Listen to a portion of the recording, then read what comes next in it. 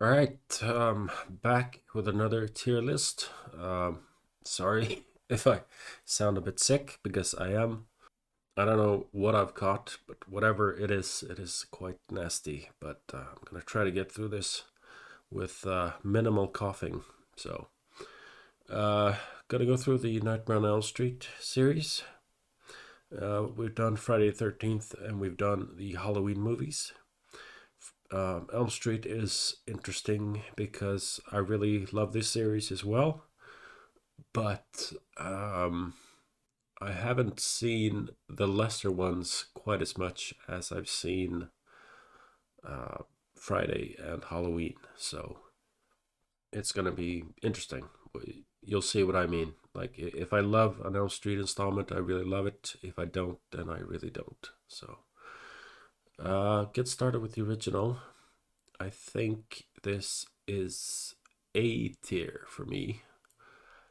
I don't think it is quite a flawless masterpiece, but I do enjoy it quite a bit. I think there are some technical limitations, budgetary limitations.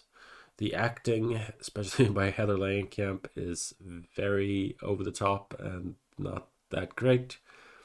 The ending is pretty silly. It leaves a lot to be desired.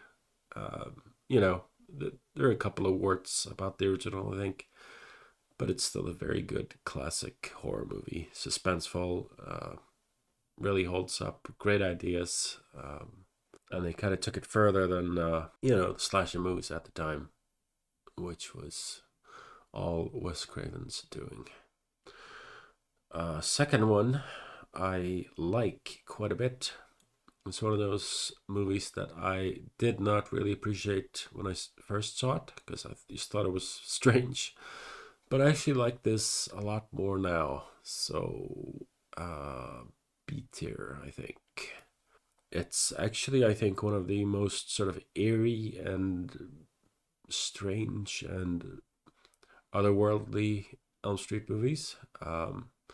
A lot of people complain about, oh, it's the most gay horror movie ever made, which is true. And Freddy jumping into the real world is a very strange, a very odd choice. But I still think that there's actually a very creepy quality about Elm Street 2. Great Freddy makeup, great score. It's very, yeah, it's just very. They still have that sort of surreal feeling about these movies at the point.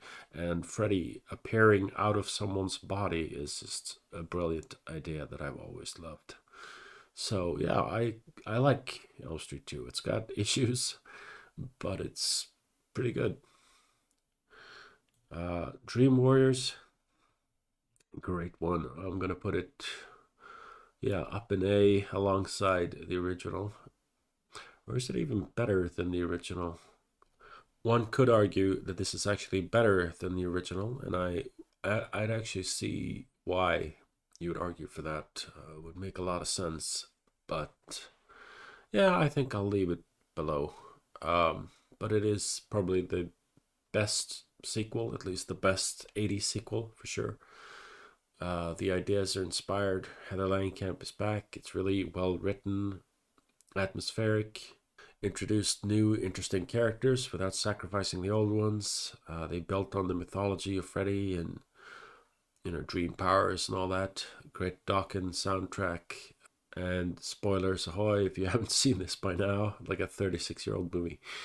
But they dared to kill Nancy off, which was a really bold and clever choice, I thought. So, yeah, Dream Warriors really holds up. Great movie. Now it's going to get interesting. Part four, The Dream Master. Uh, C tier for me. Dream Master for me is when things really sort of skewed into MTV territory. Freddy became more of a pop icon, more of a household name, so to speak. Rennie Harlan, bless him, made a more slick, montagey teen sort of movie, which begins with Freddy being resurrected by what is it? A dog pisses fire on his corpse. That tells you everything you need to know about that movie in a nutshell. So, but it's still okay. Like I can sit through it, but I don't think it's great by any means. It's silly fun at most. Um, the Dream Child, yeah, D tier. Like it's, I don't know, really bizarre, odd, bad makeup on Freddy, and it's not as good as the fourth one. Recurring characters, but worse. Even more outlandish in a bad way, even more MTV in a bad way. Never really cared for that one at all. Save maybe a couple of death sequences here and there, but yeah. Freddy's Dead, the Final Nightmare. This is my absolute least favorite of the series, so I'm gonna put that one in F tier. I really hate that movie. Really, really hate that movie. The style of it, the acting, the over the top MTV teen thing, the I don't know, it's just everything about that movie is just so bizarre and so diluted, and it's so far away from the original for me. It is a 180 from the sort of dark serious tone that the first one had going, and I've never really liked anything about that movie at all. I hate the 3D, I hate the style of the movie, I hate the writing, I hate the silliness, I hate the Freddy makeup, I hate the flashbacks. Just don't, yeah, I just don't like it at all. Hardly at all. There's like almost nothing good about that one, in my opinion. But fortunately, Wes Craven came back and course corrected with New Nightmare. And this one is, damn, this is a tough one because it could go above Dream Warriors, um, or below. I can see either configuration. I think we'll put it there third because it's a little bit more slick. It's more 90s. It's more, I don't know, doesn't quite have the grimy handmade feeling that the original movies had. But I still think it's a really good movie, really clever movie, and doing this sort of meta textual thing 2 years before he made Scream is really interesting. He was tapping into that already, but it wasn't quite on par with the phenomenon that Scream became. So, yeah, just a really clever, well made, wonderful nightmare movie, I think. And the remake, keeping it very brief here, because I am just sick as a dog. But remake for me is quite bad. It's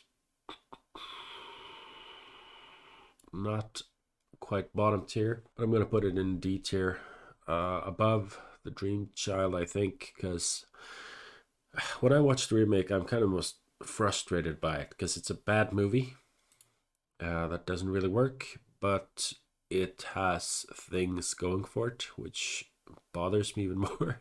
Which is it is a pretty visually stylish movie at times. They have some interesting ideas with Freddy and how he relates to the children. Rooney Mara is a great actress who has nothing to do. She's just, pardon the pun, sleepwalking through that movie. But the whole sort of Freddy sort of leaking into the real world was a really cool visual motif. There's a lot I like about that movie visually and tonally, and snippets of ideas that I like. But the overall movie is just still very dull and flat and lifeless, and it feels like it was directed by someone who could handle the visual side of things, but had absolutely no idea how to make compelling characters, or he didn't even care. So it's got that slick, hollow, meaningless, dark, forgettable kind of quality about it, I think. All right, in summation, original, uh, really great, maybe not quite up there, is fantastic. Part 3, Dream Warriors, right up there, neck and neck. Arguably better than the original in several regards, but I don't know. The original is a classic, so I'll keep it there. New Nightmare, very close. The only one that's come close to the magic of the first two, I think. Very, very close. Uh, so if Heather Langenkamp is involved, they usually shake out pretty well, in my opinion. Part two, I actually quite like it. It's very odd and it's very easy to laugh at, but I think there is an eerie quality and a kind of a disturbing, unnerving quality to that movie underneath all the silliness, whether it's on purpose or not, so to speak. The Dream Master, it's kind of like whatever. It's not great, but watchable, silly fun.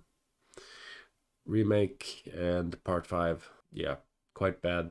And when I look at those, I just kind of see what I things that I wish were better, missed opportunities. And Freddy's Dead is the one I would just flush down the toilet because I don't like it at all. It just everything about that movie for me, the surreal comedic tone, the look of Freddy, the 3D effects, the makeup, the cringy flashbacks, the everything about the movie is just like a horrendously bad, meaningless fever dream for me. So that is my very quick gut ranking of the Nightmare on Elm Street franchise. So,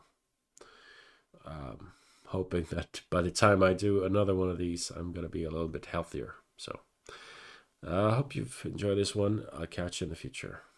Bye.